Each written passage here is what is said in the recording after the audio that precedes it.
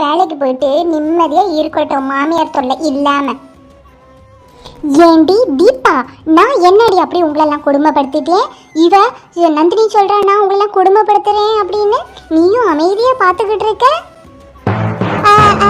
அது அப்படியெல்லாம் இல்லைங்க அத்தை, அது ஏதோ தெரியாம அவ சொல்லிட்ட, சின்ன பிள்ளை. சரி விடுங்க நீங்க. இந்த கிழவிக்கு வேற வேலை இல்லை, இப்படியே வம்பிழுத்துக்கிட்டே இருக்கோம். வாக்கா நம்ம போவோம், நேரம் ஆச்சு, வேலை இருக்கு. எங்கடி போறீங்க? எல்லாம் ஒன்றா சேர்ந்து என்னைய வெறுப்பேற்றிக்கிட்டு இருக்கீங்களா? இருங்கடி, என் தங்கச்சி ஒருத்தி இருக்கல, அவ வரட்டும். அவங்க வாயெல்லாம் கிளின்னு கிழிச்சிடுவா. நந்தினி வேற லெவல், நந்தினி வேற லெவல்ல சூப்பர். அந்த கிழவியை கிழின்னு கிழிச்சிட்டேன். என்னாலதான் என்ன செய்ய எதுவும் முடியல. எனக்கு வாச்சதப்படி வந்தாலே என்னதான் கட்டும்.